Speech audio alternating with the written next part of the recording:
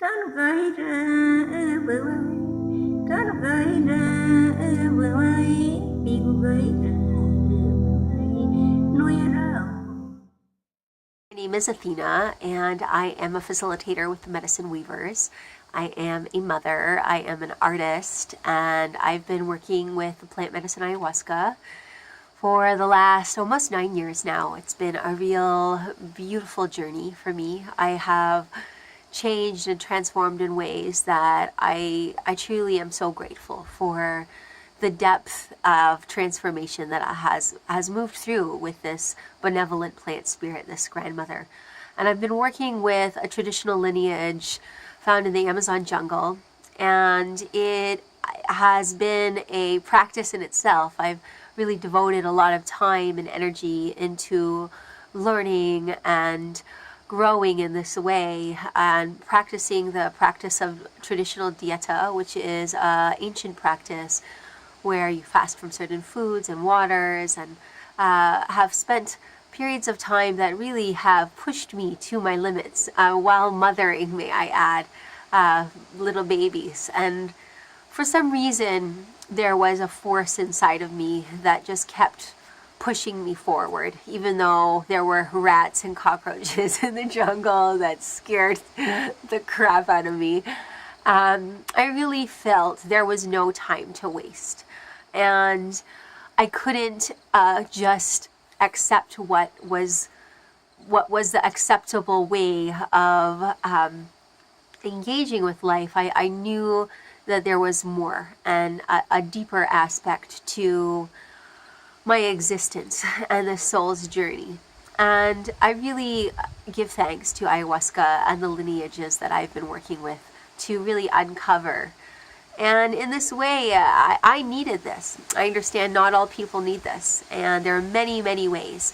But for me, particularly, there was a vibratory resonance with this medicine that held the keys for me to move forward. And I practiced many different paths and really dove in fully, as I've seen many, many people do. I've seen people come to the medicine at the end of their rope after 15 years of psychotherapy and yoga practices and strong spiritual practices, but this supported them in a deep way of unhooking and repatterning these deep-seated ways of engaging with life. And so what a gift this is, so that we can show up for life that much more fully. And I really do know that in these times right now, we are all being called to step up in big ways. And I think all of us can feel the intensity on the planet. We can feel that there is a massive change happening, and there's a lot of sickness on the earth right now. And so this isn't at all about looking away from that. This is actually a way to look at it head on and to begin with ourselves, to understand that the healing on the planet will not actually change until we begin to change, and that the healing has to begin from the inside out. And so it truly is a powerful practice to come and sit in ceremony in this way with indigenous wisdom keepers that have a lot of medicine for these times. And this medicine is traveling for a reason. You know, there's a lot of criticism and judgments around its traveling. And I'm mindful. I will be honest, I'm very mindful, and I'm very protective of people who work with me, because I've seen there be abuses within this realm of work. However, there's a deep trust inside of me that this medicine is traveling because it's so desperately needed in these times. And people are very hungry for spirit right now. You know, we're living in a very materialistic world where this is deemed as the end all. And, you know, we all die at some point. All of us will come to the end of our lives, and we will look back, and it really comes down to our relationship with that deeper aspect of who we are, and our relationship with life itself, with the divine, with spirit, with the earth, with all our relations. Here in Canada, in the ceremonies that I sit with the elders that I sit with, we say, for all our relations, we say Omatakwi Asan. And this means that when we do ceremony work, when we do deep, powerful work like this, we have a deep understanding that there is a ripple, there is an impact. And once you start walking this path, you begin to see its impact in ways that you can't deny.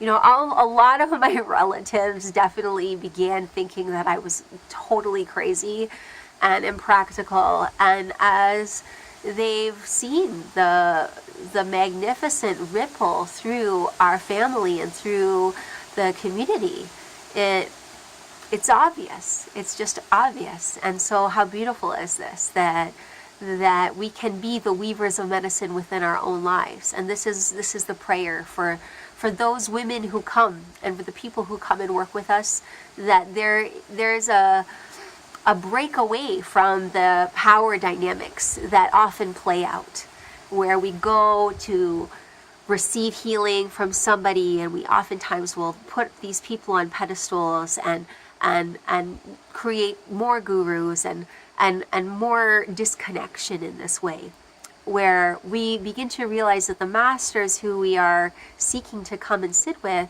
are actually inside of ourselves. And this is one of the most beautiful things of working with ayahuasca is, you know, everything is reflected back into you. I feel like there's nothing that this plant has taught me that was not outside of myself.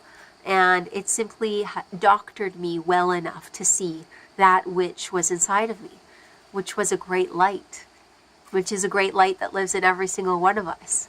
And sometimes we just need the space to really go deep and let go of these things that we're carrying so that we can see that great light that's inside of us. And we need light right now, because I think we can all agree that there's a lot of places that light needs to shine. So if you feel a resonance with this, I encourage you to listen to that feeling, to trust your heart and not get too stuck in your head with these things, because obviously it doesn't make sense. And so, but be wise, be discerning. This is really important in these times. We have to be discerning. And let love guide our way forward through this discernment.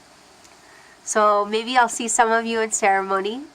And thank you for taking a moment to watch this, and really just sending deep gratitude and love to anyone who's watching this right now, and to your journeys and the stories that have unfolded to make you into the being that you are in this moment, without any judgment of what that is, and honoring all those who walked before you and before me to get us, each of us, to this moment in time.